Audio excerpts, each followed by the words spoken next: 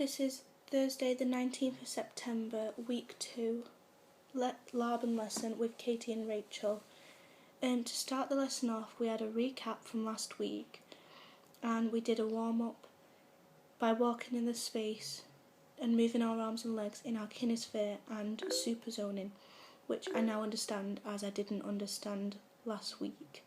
Your kinesphere is near you, so you move your arm near you, and then your superzone is when you reach out and it's beyond your personal space.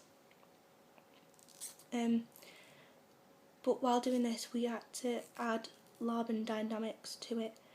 So that was rebound, impulse, impact, continuous, and swing. And at this point in the lesson, I really didn't understand any of it. So, if I'm honest, I was copying from other people to see what they were doing, because I couldn't distinguish one from the other. I couldn't.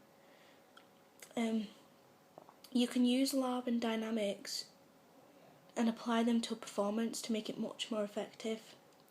So like if I was sitting on a chair, that's something quite simple, but I could tell my own little story from how I sat down. So if I sat down in an impact, I'd be slow and then just suddenly sit down, and that could tell someone a mood I'm in, or if I'm feeling something, if I'm feeling intimidated by someone. And if someone was nervous and walking through like a corridor or something, they could walk in a continuous motion looking around to show that they were nervous. And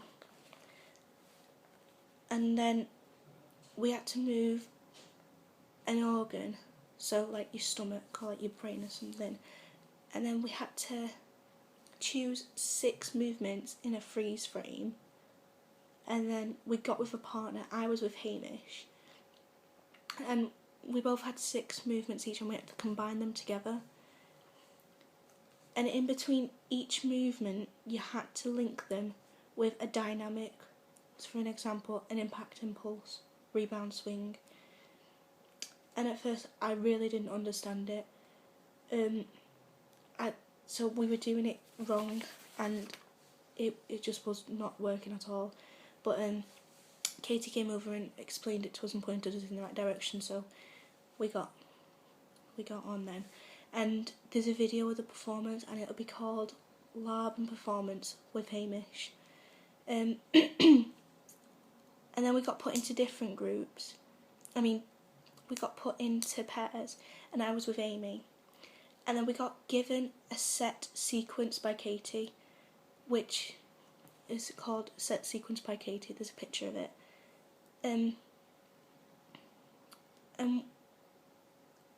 we were told, because there's a turn in the sequence, we were told, don't just do a normal pirouette, make it creative.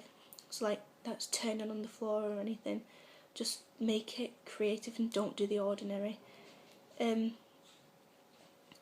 We then had the task of creating the sequence and timing it down to fit in a 13-second slot, which me and Amy couldn't do because there was just so much movement in it.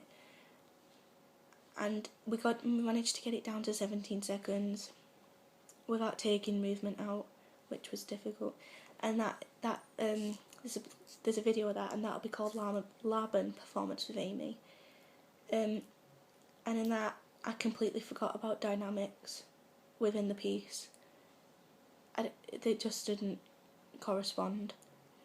My strengths of that lesson were finally understanding dynamics and successfully using them within one piece. My weaknesses were not being as creative in the performance with Amy and not applying the dynamics because I seemed to forget about them.